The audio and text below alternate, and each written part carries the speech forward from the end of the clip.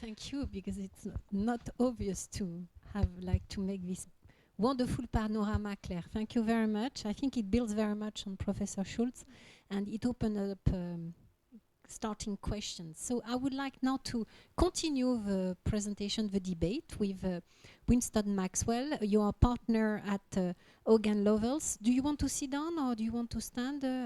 How do you? Okay. Okay, no problem. I think it's very interesting because you live in France. You're based in France. You work in between America and Europe at very much so at the international level. So I would like really you to provide with your view on these global privacy governance issues. You know, having you in France, but as well with very close to the international and American law. Thank you. Well, thank you very much. I'd like to look at governance on a more sort of micro or national level, sort of comparing the US and European approaches. First, by asking the question, what's the most effective mode of regulation? Because we talk about regulation, and in fact there are many, many modes of regulation possible. They can go from simply having a general principle in a law saying all processing shall be appropriate, like using Professor Nissenbaum's word, for example, and then you rely on liability rules in the courts to actually apply that principle. You can, on the other hand, have very detailed regulations with the Data Protection Authority to apply them, very specific regulations. You can have self-regulation, you can have co-regulation.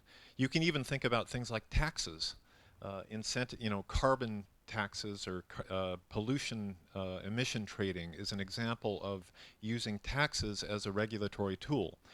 So I wanted to just open all those possibilities and then describe a little bit how the U.S. approaches these different options. First of all, let's talk about self-regulation, because the Americans are great fans of self-regulation. The Europeans are a little more skeptical. What is self-regulation? Well, in some cases it's very successful. If you look at some of the medieval guilds, they were all based on a concept of lex mercatoria, self-regulation. Certain industries are very successfully regulated by self-regulation. The diamond industry has no published rules. It all works on self-regulation. The advertising industry, my industry as a lawyer, is self-regulated by the L'Ordre des Avocats, and so my obligation to respect confidentiality and privacy. I'm much more afraid of the Ordre des Avocats than I would be of the Code Pénal, just from practice. So that's an instance of very effective self-regulation. Now, self-regulation works if you have relatively stable communities of people who deal with each other on a regular basis, and entry and exit into the community is not easy. On the other hand, in the internet, it's a little more difficult because entry and exit into the community is instantaneous. So it's hard to build trust and stable groups of people who can self-regulate. Nevertheless, some platforms present their terms of use almost as a form of self-regulation. I remember a number of years ago I was working with Second Life. Second Life had rules about how to behave in Second Life, which is a sort of a parallel universe, for those who don't know it, where you can actually live and have a home and behave. The major platforms, Facebook, Google, have their own terms of use that define what's permitted and not. And in some cases, those work fairly well.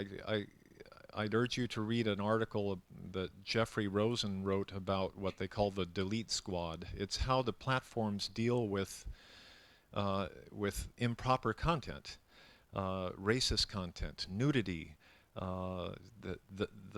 the video, the innocence of Muslims that caused riots in certain parts of the world.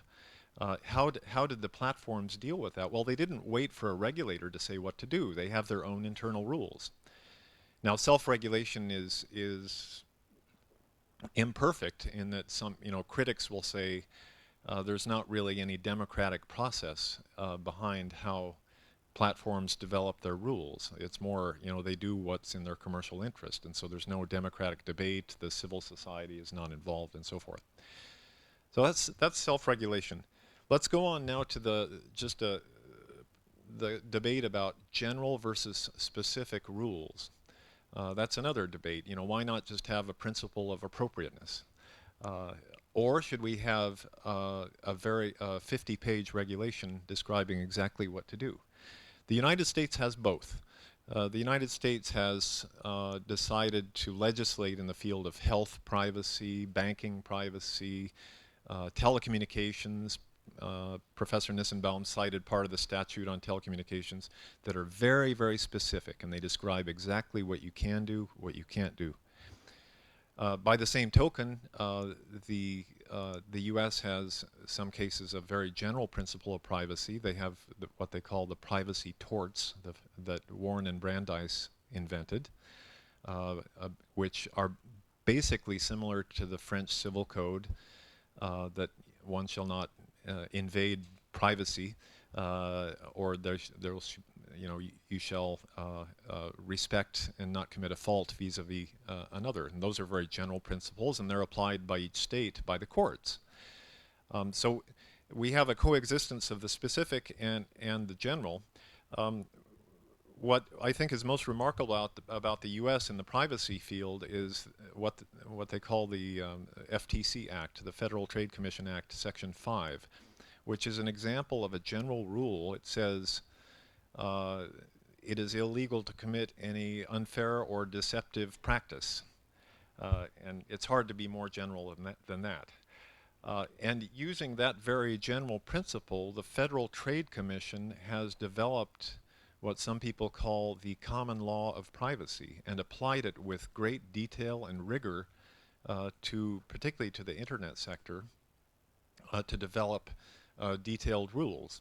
And what they've done is I think they've inspired themselves from competition law. They've taken the general principle and the threat of sanctions and said, okay, I think unfair and deceptive means you need to have a privacy policy. And then you need to make certain representations vis-a-vis users. You need to be transparent. You need to give them choice. And watch out. If you ever deviate from what you say you're going to do, I'm going to punish you.